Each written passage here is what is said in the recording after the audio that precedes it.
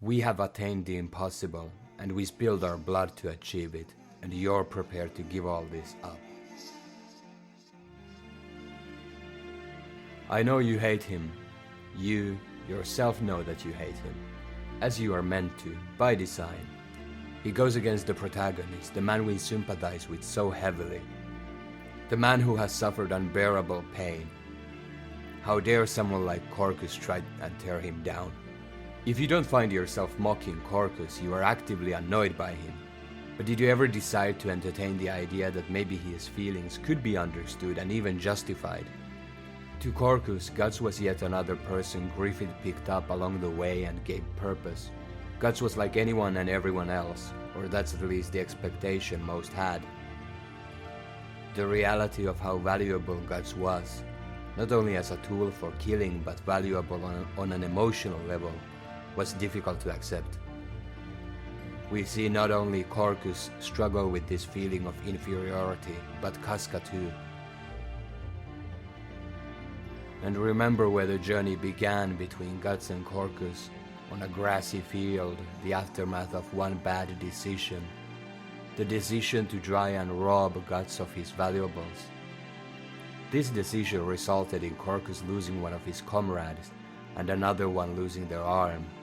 How can such a grudge realistically be put to the side? In the eyes of Corkus there was no remorse from Guts, no penalty for how he hurt not only Corkus's pride, but the Hawks as a group. And to add insult to the injury, Guts was sheltered and helped back into health. Griffith stopped seeing the other captains as his closest comrades. Now all his eyes could see was Guts. So say what you want, but the envy and the bitterness that would fester and cause hatred towards Guts is something that was an inevitability. Now that we have established the reasoning as to why you look down on Corkus, we can move to argue as to how you're wrong. To begin, despite his pettiness and cowardice, Corkus was one of the greatest captains within Band of the Hawk, known as the Grim Reapers of the battlefield. They were known as fierce and talented fighters. Griffith recognized talent, he recognized potential. There's no way a man like him would have rewarded Corkus with such a position if he was unable to carry such responsibilities. We have to remember, Corkus was the captain of one of the elite units within Band of the Hawk. Keyword here, elite. As a captain, Corkus had a close relationship with the comrades under his leadership. Up until their gruesome end, Corkus's men would stick by his side. And as they drew their last breaths, they pleaded for their captain for salvation. Though Corkus wielded his short sword and spear on the battlefield, defeating countless adversaries, the Eclipse was a battlefield where survival was an impossibility. Let's rewind a bit. You have deluded yourself into thinking that Corkus was a weak and cowardly man. He was not weak, but he indeed was a coward. A man without honor. To an extent, sharing this similarity with Griffith, willing to do whatever it took for him to achieve his dreams and ambitions. Whether it was to stab Guts to death as he slept, wounded. Whether it was to charge through the enemy formation and piercing every opponent through the back as they were preoccupied by their respective duels. If it meant his survival, Corkus would do whatever it took. But as humans, Corkus was more complicated than his apparent cowardice. When the Hawks were outlawed, he could have fled, could have run away into the night along with the others, yet he chose not to do it. He chose to believe in his friends and comrades, and he chose to believe in a better tomorrow. After all, this was everything he had in life, Band of the Hawk.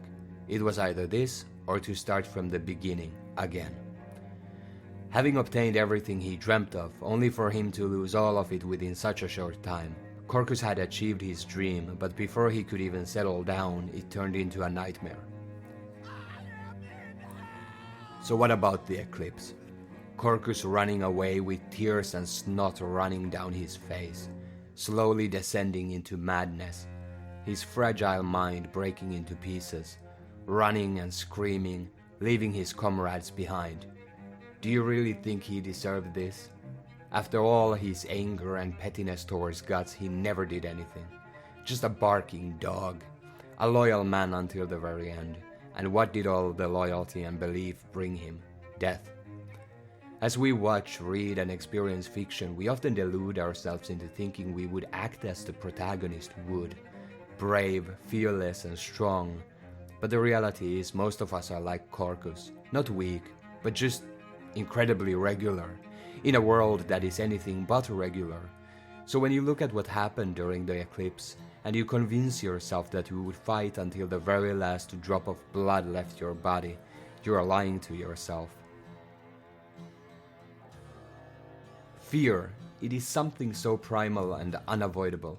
The human nature can be witnessed when you are put into a situation where death is near. Only then will you see your true nature. Will you fight? Will you run? Or will you simply freeze in terror and fear? We see all these primal reactions take place. Corkus runs. Pippin fights. Casca freezes. Does that make Corkus a coward? No. How can the human mind comprehend something deemed an impossibility? How can we beat the unbeatable? How can we cope with the fear of what we have witnessed?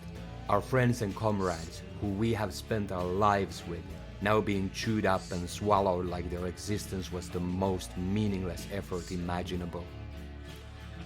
For Corkus, losing his sanity was a blessing in disguise. Convincing himself that none of it could be real was the only sane thing left to do. No one could endure such agony. No one regular anyways. I want to close this essay by remembering the knight Corkus wanted to become, to remember and to acknowledge his dreams and aspirations, to remember the happiness he briefly experienced. One thing is for certain, Corkus was a capable soldier and a captain, leading his men into battle and into victory. He stuck with his comrades until their final moments, and died all alone. But despite all, he wasn't a joke, he wasn't a bully, he was a resentful man and a soldier, through to the very end.